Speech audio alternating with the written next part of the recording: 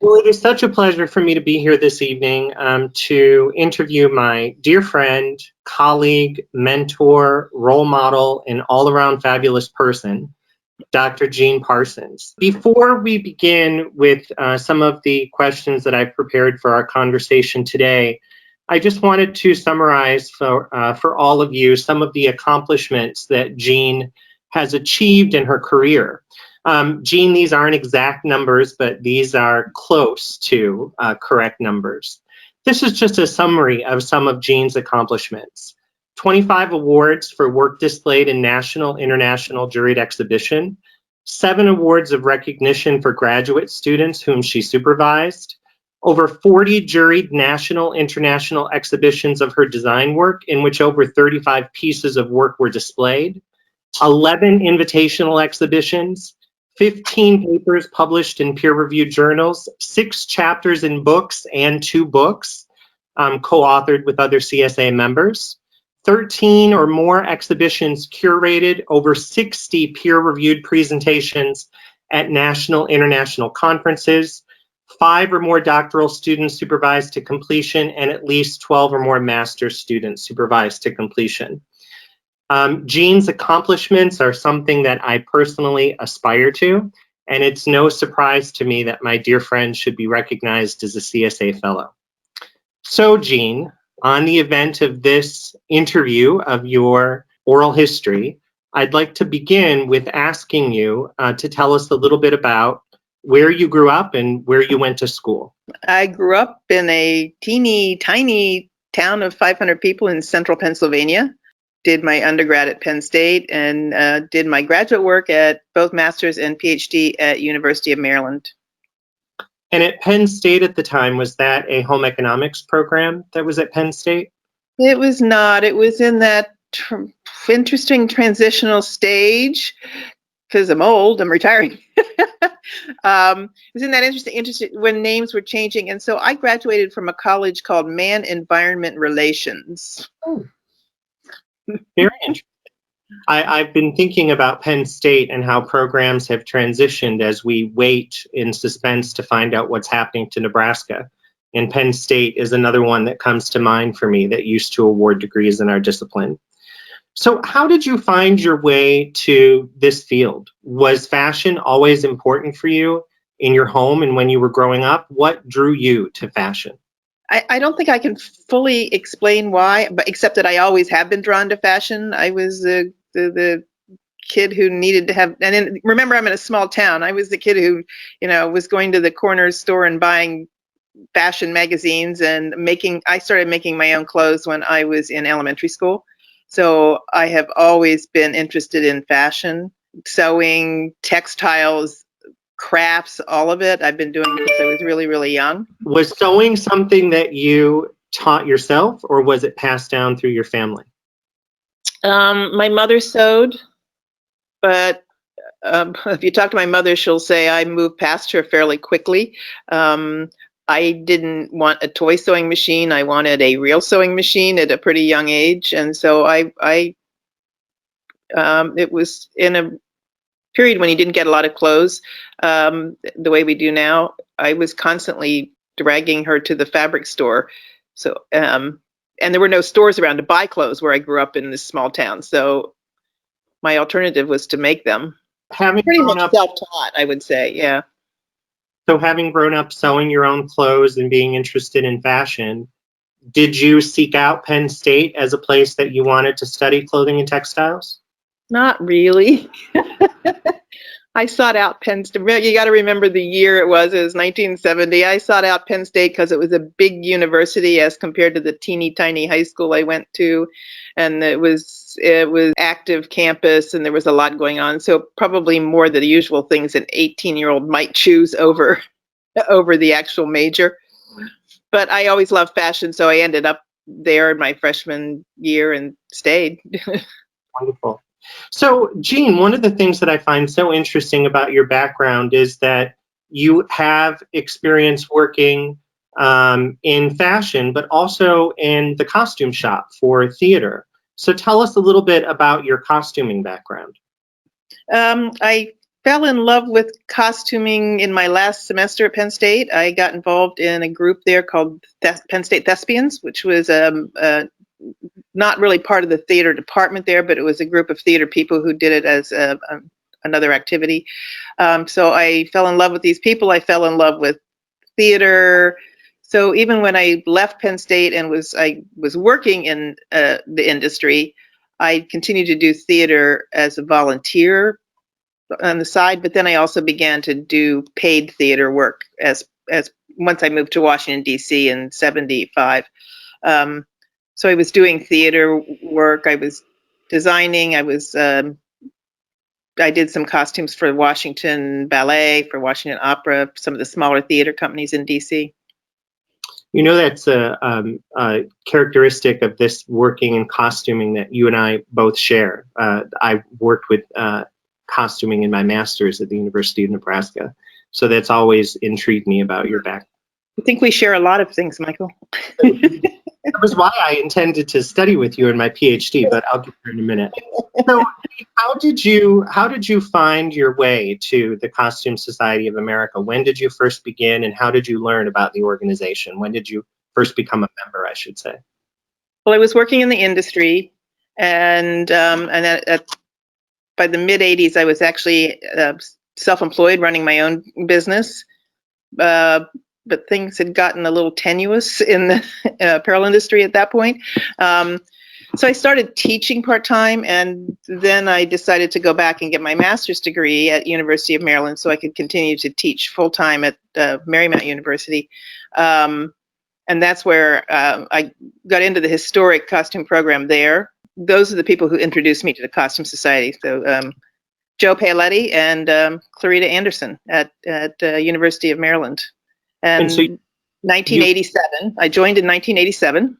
I can't remember. I was trying to think about it yesterday. I cannot remember my first meeting, but I know that Joe Paoletti took me to my first National Costume Society meeting somewhere in the late, like 88 or 89, somewhere in there.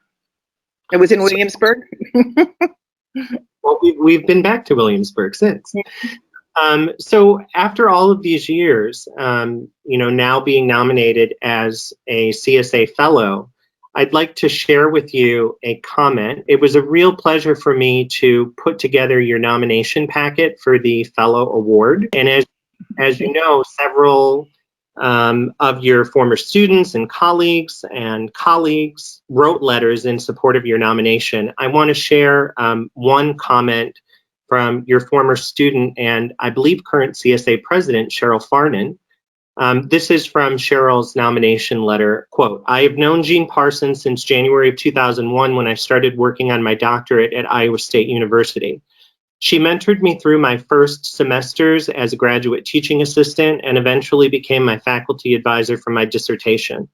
Since that time, for nearly 2 decades, I have personally observed Jean make extraordinary contributions in her role as faculty and researcher at Iowa State University and later at University of Missouri-Columbia, where she willingly and enthusiastically shares her talents and expertise with students and future leaders in the profession of apparel design, appearance, and dress. Through active research, authorship, journal publications, presentations in the U.S. and abroad, she has consistently raised the profile of the apparel industry and apparel education. She brings a dedication to scholarship and content that demonstrates the importance of research in this discipline with a quality of research on par with any other discipline," end quote. So I think Cheryl said it really well. And my question for you is, what does this award now at this time in your career mean to you? I'm truly honored to have gotten this award, Michael, and I'm grateful to you for having nominated and supported me through the award. Costume Society of America is very important to me. I have so many friends and colleagues and people I've worked with. So to be honored by this organization it's wonderful. Well, it's very, very well deserved. So I want to talk a little bit about your dress history research. What you're all seeing on the screen right now are 2 books, both of which Dr. Parsons has co-authored with other CSA members. On the left of your screen is 20th Century Dress in the United States, co-authored with Jane Farrell Beck. And on the right is the book Knock It Off, a CSA series publication, actually, co-authored with Sarah Marchetti. So, Jean, I know that you see yourself as a designer and a dress historian. In this time, I'd like to spend a little bit of our time together talking about what your research has been related to dress history.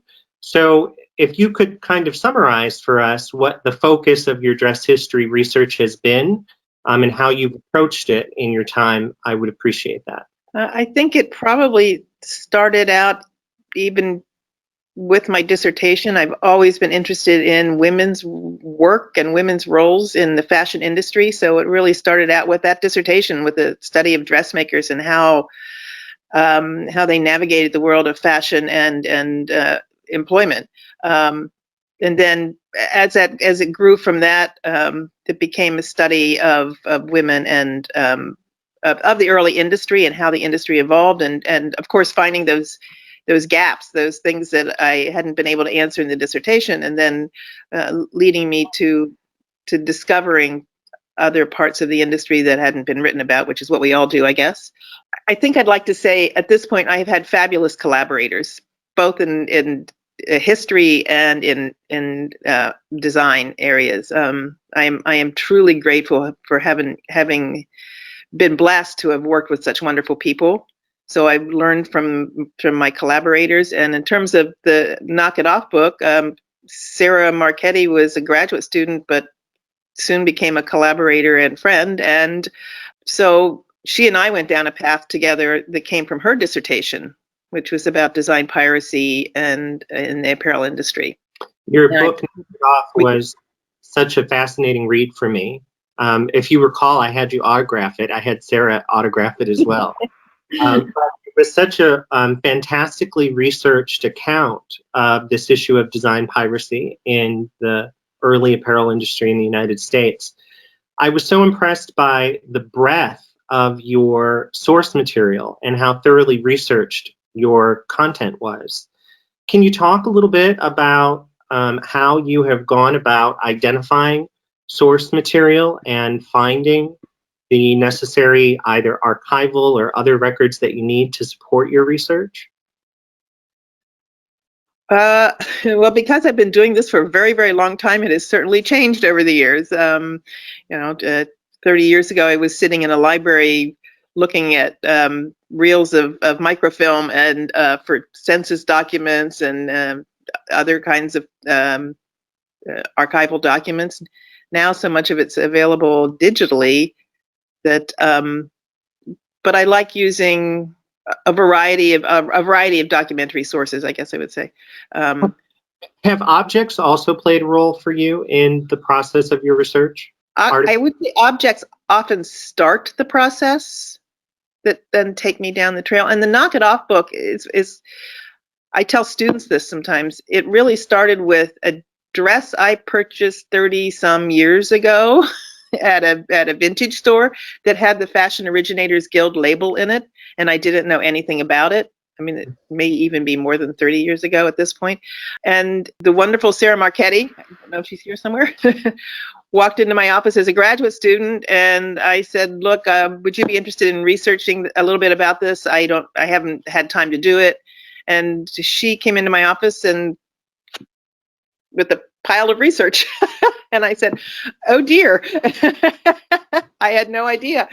And said, "Okay, would you like to do this for your dissertation?" And then it just went from there. So it really started with that dress, which led us down this whole other path.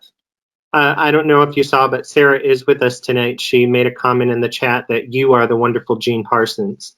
So I'm glad that Sarah is able to join us tonight. You know that, as you know, Sarah was my advisor at Iowa State for my dissertation, where I took a graduate level history of dress of the 20th century course.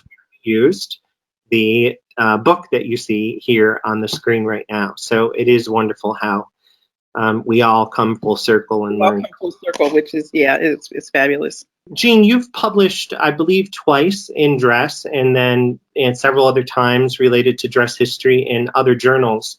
What what advice would you give to those who are listening that might be struggling to get their dress history publication research process going? What sort of words of wisdom, I guess, would you provide as you look back on the time that you've spent dedicated to getting your dress history research published? I guess read as much as possible. I think I have learned, I have to a large degree learned how to write by reading what other people write and looking at how other people construct an article. So to me, it's partly a learn by watching, reading, and going to presentations at Costume Society events and symposia, listening to how other people constructed their research. So I have an idea of how to put it together, how to put things into context, how to find that background in that context, so that you're writing. So you're writing a story. I like to feel like I'm writing a story. Mm-hmm. It's called history for. Yeah, absolutely. Also, I'm not writing a mystery, so that I'm telling people what I'm doing up front. Your article that you wrote for a different publication, CTRJ, the Clothing and Textiles Research Journal, no longer a frowsy drudge.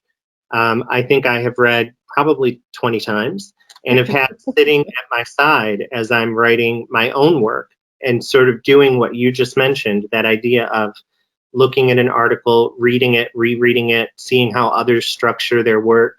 So I just wanted to let you know that your work has actually been, in many times, a model that I followed. Thank you. I would take Jean's advice. Jean, as a designer historian, I want to transition now from talking about your dress history work to talking about your design scholarship.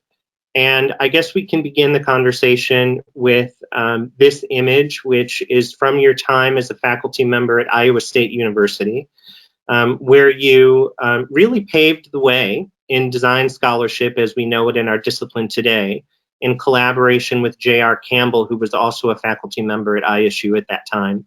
So could you tell us a little bit about this work? And this one is from 2005, which I think is near the beginning of that journey with JR at Iowa State.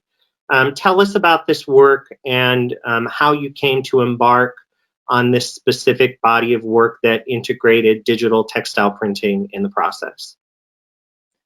And this is actually about 5 years on. I started at Iowa State in 1999-2000 academic year. And as soon as I got there, JR and I began experimenting with the printer. We discovered a working relationship that was quite extraordinary, I think, in terms of being able to go back and forth, not just with the design work, but also with the writing, of writing up the design work. And so we really, at the very beginning, were experimenting with what can you do with digital textile printing, because nobody was really doing it. And our first attempts were to create engineered prints, which there's a number of them before this piece. Real quick, can you explain, just in case there's someone who doesn't know, what do you mean when you say an engineered print? Taking pattern pieces, and this is not a great example, there are some later on that are better examples, but taking the pattern pieces for a garment and engineering the print to fit the shape of the pattern pieces, so that then when they are sewn together, you have a complete, seamless, as it were, print that moves around the body. So we're printing direct to cloth. This is we're looking at one of the very few that we actually printed to wool, because I can't get it anymore, or I can't find it. But anyway, as we started that process, and really when you think about working with a new technology, which was part of the research process, learning to use the technology as a tool, but what would it do? How far could we push it? We started working relatively small and then pushing it to larger and larger pieces as part of it. And then we started to move toward pieces that partly came from my interest in the geometry of dress, the geometry of patterns, like the apparel pattern, not the surface pattern. So we did a series that were based on geometric shapes, and this is obviously a circle-ish piece. So it was printed front and back, so that you're looking at the back side of on the circle itself. It's a little hard to explain, but the bottom half of the half circle at the bottom actually splits open, and then there's another half circle inserted into that, and that's what causes the pieces to drop along the side of the coat. This interesting composition. I'm wondering what came first, form or content? Was it the silhouette or the pattern that came first? It's a little hard for me to say, actually, because of the way JR and I worked. It really went back and forth. We really discussed where we wanted to start. We were often doing quick little sketches. Our collaboration started, I think we described it in a publication at one point. Our first one or two designs we described as a baton toss, sort of like a relay race. I essentially did the garment shape and he did the print. So I did this and then tossed the baton to him and back and forth. But after the first couple pieces, we really worked in a completely integrated way where we knew a direction we were going in terms of the research experiment and went back and forth. So as you were working and collaborating with JR, figuring out how to use this new technology, how to integrate it into your design process, you were pursuing your tenure position at Iowa State. So talk a little bit about the approach that you had to produce design scholarship that would count for you and be considered as scholarship for your tenure and promotion process.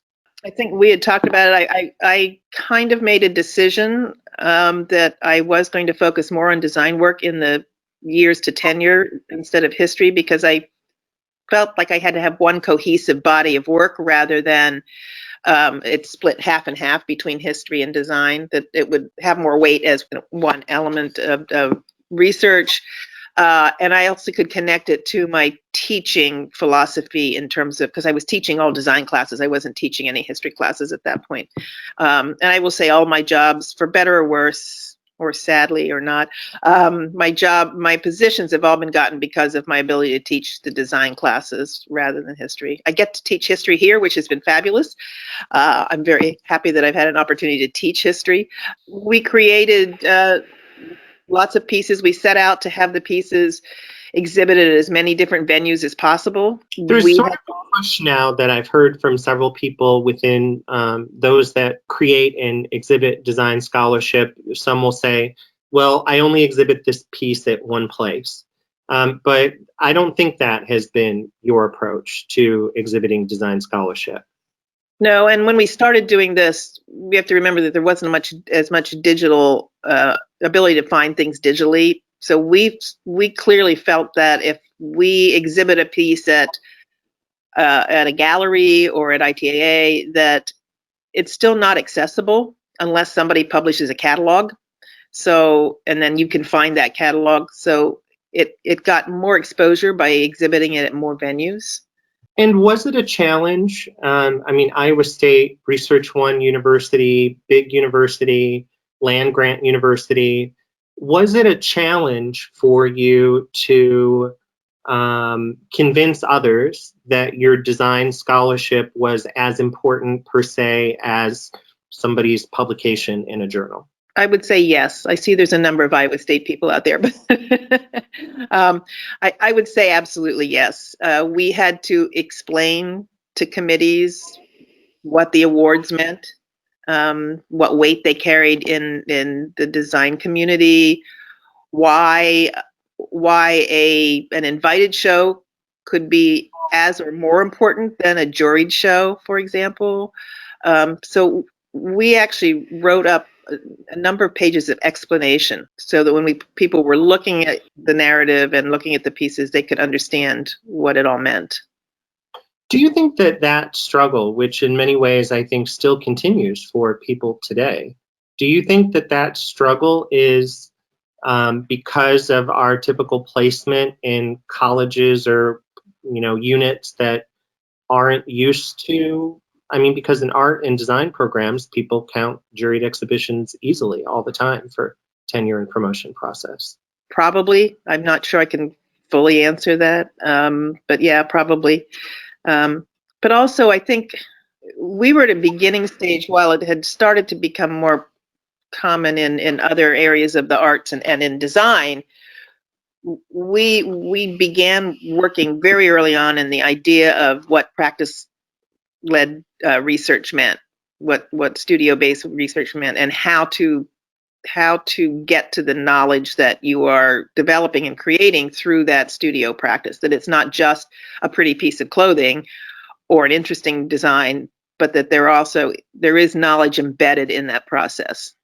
Can you explain that a little bit more? I think that idea of getting to, the studio-based research or the practice-based research and contributing to the body of knowledge, explain what you mean there and what the process of doing that is a little bit more.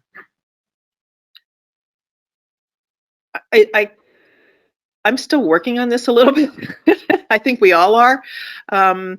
And I will say, I'll answer your question, I think, in a minute, but I will say that over the last few months, I have a small exhibit up here, and talking to you, and maybe it's the retirement process, I'm not sure, but having to explain my work to people has given me more insight into my work than I think I probably even had before. It's helped me to contextualize how I move from one thing to another, because the hardest part about it, I think, is we get into our studios and we do things, and we do it without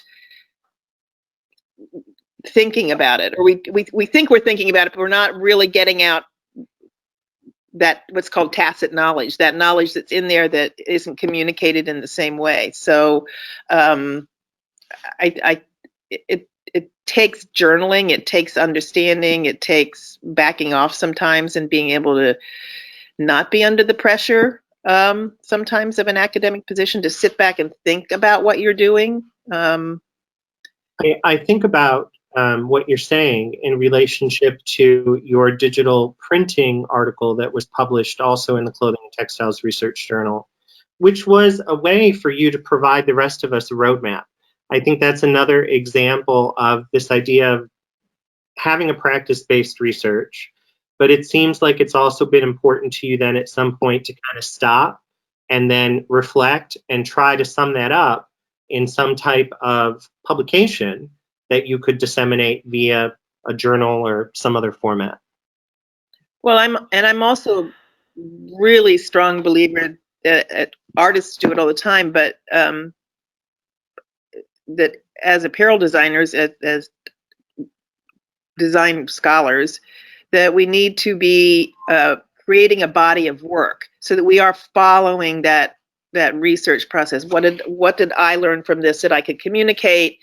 Now, what's the next step I'm moving on to, and how is that body of work all going to fit together as I come to a point at toward retirement where I can look back and go, there is a line that fits it all together. So speaking of talking about your work, we have this piece Waterfall on the screen right now. This is such an interesting combination of shape, surface texture, color, and technology. Can you tell us a little bit about this piece and what you were attempting to achieve here?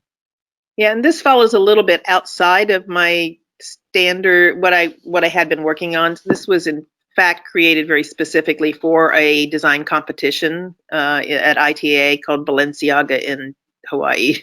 The focus of it was really obviously water, was getting the sense of the water, the movement of the water. I very intentionally decided not to do an engineered print where things were going to match. I broke up the bodice so that it would also look like broken up surfaces of water, and then printed the ribbons to form divisions and also fit on the bodice as part of that process. And you have some interesting surface technique here. Is this a type of smocking or gathering that you've done? No, that's just the print. Oh, that's the print. The print is so strong that I don't think I've seen this work in person, or I don't remember. But it looks like sections of smocking in the smaller pattern. Actually, part of the print is a photograph I took of a giant squid at the aquarium. So you're seeing a little bit of the lines of the squid there in that inset piece. There are actually some fish swimming down around that hem at the bottom. Now, you often use your own photographs in the creation of your prints. Isn't that correct? I always do. Well, JR and I were working together. We used a lot of his photography, but since then, yeah, it's all my own photography. So I've also, I love photography.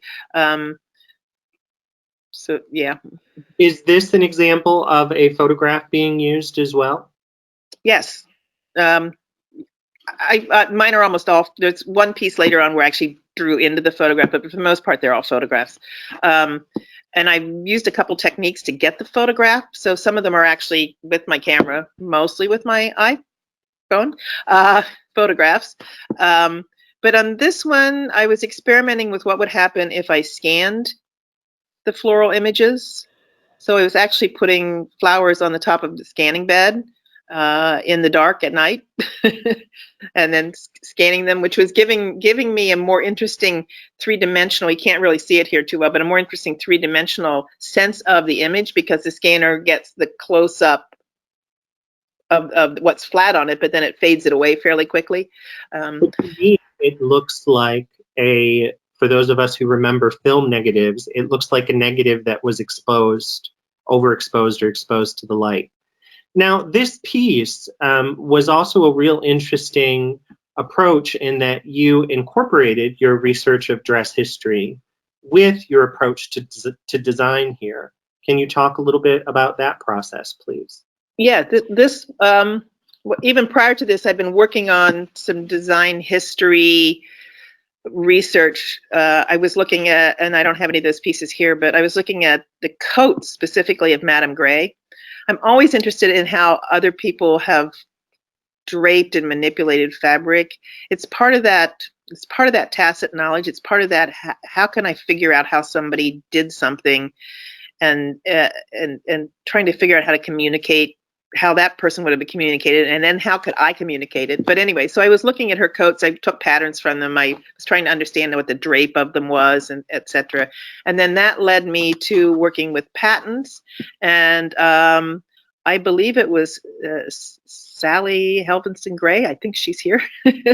I was sitting in a Costume Society presentation, and she threw up a pattern, an old patent of a one-piece coat, and I went, huh. Now that looks like an interesting place to start some research. So I ended up finding dozens of patents for coats that the patentees intended to be minimal waste, which they obviously aren't in our terms. This particular one is from the 1880s, I think. I can't remember. But they were also intended to be minimal construction, so easier to sew, which clearly isn't either. But anyway, so I started playing with those patents, redraping them to make them work better, because not all the patents actually worked very well as designed. And so this coat only has one seam. It has one seam up center back, and then where the sleeve is closed. That's amazing. And then the images are layered images of the scanned peonies and some photographs that I took, and then I turned it all sepia toned in order to do it with the border print. So we're looking now at these images of Spiral Rose with these words of hospitality and woman. What was inspiring you here, Jean? What were you trying to communicate? This was actually commissioned work. So I was commissioned by the Newman Center on campus to create 4 banners for their liturgical year. And this is 2 of those banners. So it was another interesting research project, and I did present this at ITA, I believe, to think about how you communicate with a client your vision when you're an artist. So how do they specified the themes, 2 of which were, one of which, hospitality and woman, and they didn't want anything figurative. So those were the 2 things they told me. And so then it was creating some designs, but trying to figure out how to communicate to them what this might look like and the direction I was going. So it was an interesting, again, trying to get out of your head and get it to somebody else to understand exactly what was going to happen with the process. The image for woman, I particularly like. It spirals to the middle because it's partly representative of the Sacred Heart of Jesus, which is what part of the liturgical piece that I was aiming for. But then I took that print, I changed the colors a wee bit, and then I adapted it to that coat pattern, which actually the coat pattern is based on a Madame Grey coat from the Met Museum that I took a pattern from. One of the things I started doing was working with compositions. So rather than thinking specifically about the design, was working with creating a composition within a square or rectangle, and then using that to move to using the whole square, the whole rectangle in some way to create the design. So this piece, you're seeing the whole square draped in the back, and then it's divided into quadrants for some of the front of the jacket. And this is one that is photographs, but it's one that I also drew into. So was this a zero waist or a low waist? This is a zero or low waist in order to nest all of those square pieces. I hate having any white fabric coming out off that printer. It's one of my favorites. I absolutely love the print design here. Thank you. And the shape is so compelling. So this is one of my most recent ones. This was a collaboration with Kristen Morris, here who was here at Mizzou, and she was very much interested in laser cutting. So we combined the laser cutting with the digital printing. So the dress is all digital printed, and then the accents on the collar, I took the marker for the print and created a very close together marker with all the flowers in one marker, in one piece of one design. And then they were laser cut to create the layers and layers of the flowers that are built up on the shoulder and around the neck. Beautiful work, Jean. But my final question for you is, you accomplish so much, and everything that you accomplish is so well done. I haven't figured out how to do that yet. Can you tell us how? How do you get it all done and get it all done so well, Jean? I don't always feel that I do. I can't tell you the number of times I put things on the form in my studio at home and look at it and go, not right, not right, not right. And come upstairs and let it alone for a while and then go back down. And so it's with the design work, it's a constant back and forth for me. I actually really love the history writing. That feels like less stressful in a way to me than the design work does. Well, I want to share with you, Jean, thank you so much for answering my questions and providing us all with a reflection on what has been a truly phenomenal career. And I want to share with you and everyone here in closing a quote from another letter writer from your nomination packet, which was Catherine Leslie from Kent State University. Catherine Leslie has to say, quote, "Jean Parsons is a complete package of top quality research, effective teaching, and meaningful service contributions. The Costume Society of America is filled with individuals who have benefited from her steadfast contributions. Many of the leaders in our organization have been educated by Jean, both inside and outside of the classroom. I have often thought that Jean Parsons should be recognized among the CSA Fellows, and I believe that in 2020, that time has come," end quote. So again, it's been my sincere pleasure to have this opportunity to look back with you a little bit. There's so much more that we could talk about. See how fast 45 minutes goes. Yeah.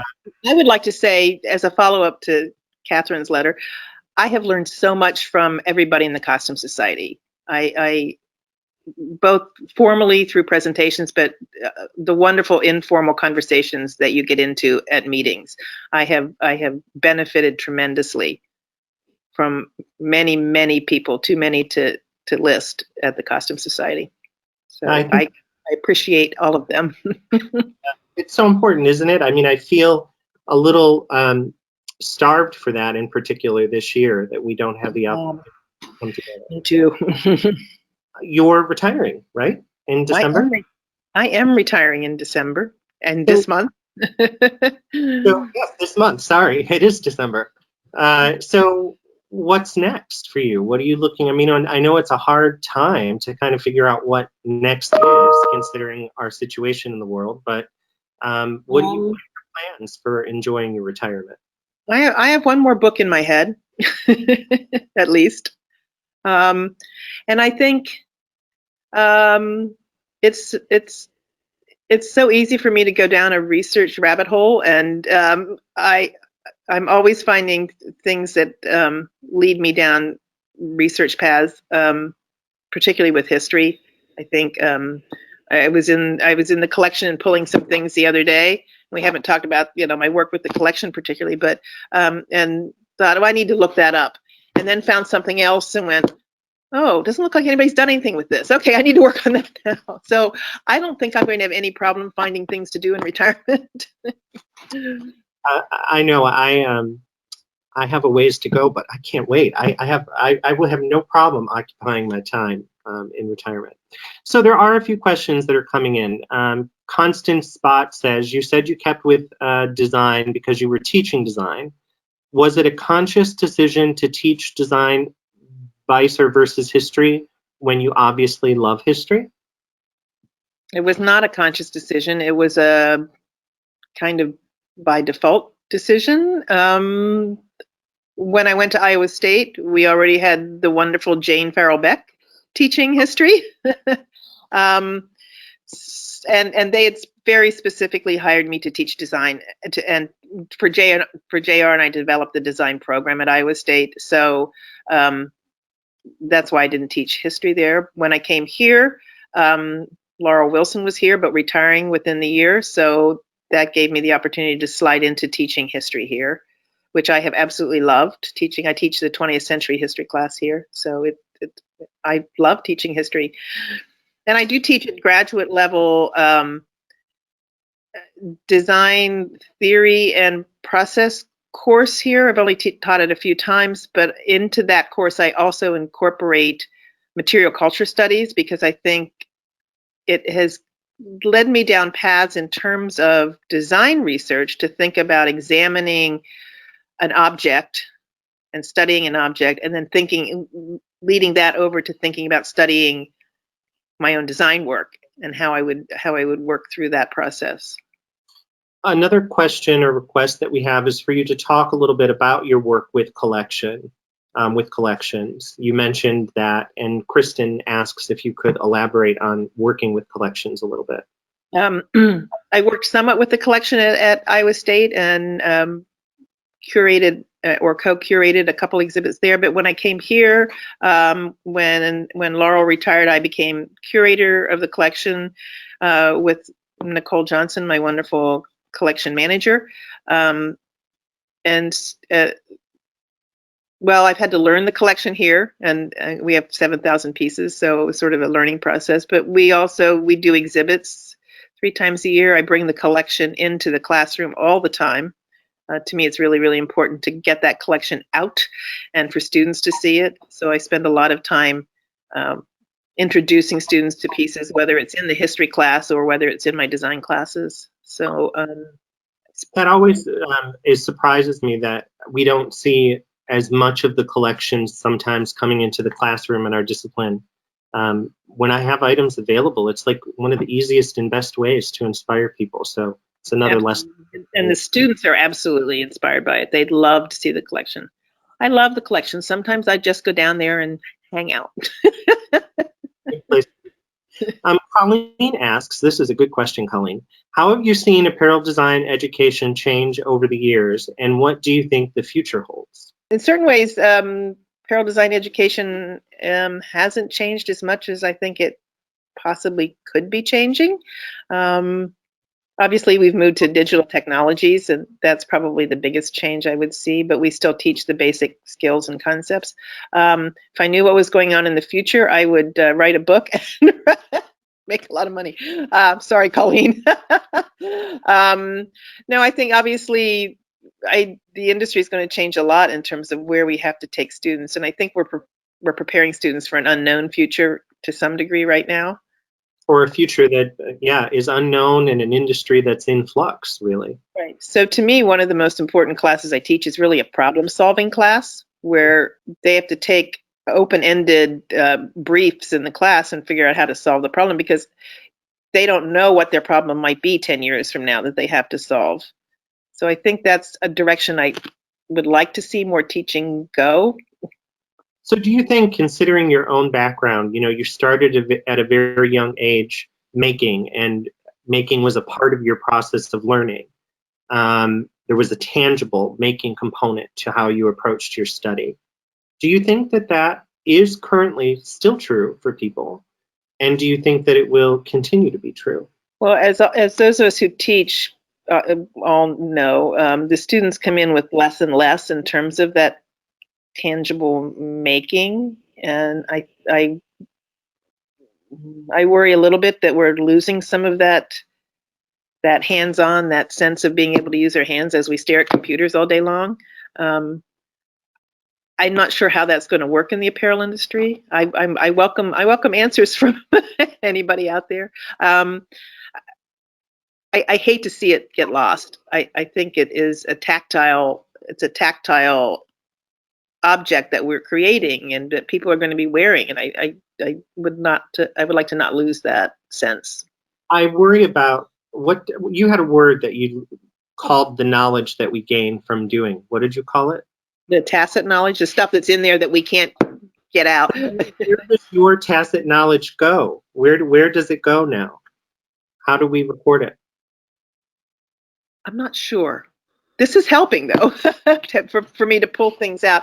I've been thinking about it a lot. As this semester, I'm teaching what will be my last draping class, and I have students who are not familiar with fabric and what fabric will do, even though they've had other classes that lead up to this. And I found myself trying to explain to a student exactly what my hands were doing and what my fingers were doing as I was moving that fabric around the form, something that they're not going to get from a book and they're not going to get from a screen, is trying to understand exactly how to get that thing out of here that I do automatically when I move that fabric around that they don't know how to do yet. And it's something I think is very hard to understand, explain, and communicate. We have another question, which is, have you been teaching about sustainability? Sort of by default a little bit, I guess. I mean, I teach a bit in the history classes, especially when we get to the more recent decades. And we do some experiments in class with zero waste or minimal waste. So I guess a little bit, but I don't teach a direct sustainability course. We have another comment. I agree that students are less and less familiar with textiles and fabrication, but I've noticed that they are far more creative and they think outside the box more fluidly. Has that been your experience as well, Jean? Yeah, I guess it depends on what kind of a class we're talking about. I think if we're talking about a more technical class versus a creative class, I think they can think outside the box, as it were, or as I tell them in my class, there is no box, so just go as far as you can. To me, the struggle is they can do it on paper, but I'm trying to. They don't have enough skills. At least they don't. In most large universities, I think like this, they don't get enough skills to be able to produce what they envision. To some degree, but that's just my experience here. I agree with that. The idea might be good, but the skill to execute it is something that still needs work. So I do have another question that I'll go ahead and ask. I don't see any others in the chat bar right now, but you mentioned collaboration and how collaboration has really been a benefit to you in your career. How have you gone about identifying those collaborators and building those relationships? Well, some of them have just been by very happy accident. Obviously, I was working at Iowa State with Jane Farrell Beck, so that was sort of, and she is the one that actually came up with the idea for the 20th century book that we worked on, and we sort of flipped chapters back and forth in the writing process. And JR, you know, I arrived at Iowa State and he'd been there for a year, and he was looking for somebody in the design area to work with. So it was also a natural collaboration. So I guess a lot of it has been just the happy accident, as it were, of working with wonderful people at the universities I've been at. I don't know why we haven't collaborated yet on anything, Michael, but We're doing this. Okay. But yes, we need to do that. But you know, I was always chasing you. I first came to know you in 2005 when I was looking into doctoral programs, and I came to visit Iowa State and met with you there. And then I just couldn't get my act together fast enough. It took me 7 years to actually then start the PhD, and by that time, I had gone to Missouri. So maybe that's something we can do in your retirement. Is find sounds fabulous. And I just want to see if there are any other final questions. Okay, here's one. I'm a PhD student from Canada, and I just want to thank you for this brilliant talk. I am using my own late mother's dress as a starting point to the study of dress in women's narratives. So you have given me so much to think about. Thank you. No, that's wonderful to hear. Thank you. Anya says that thank you, and that she's looking forward to another book from you. Me too. Well, I think this has been really a great conversation with you, friend. I really appreciate it.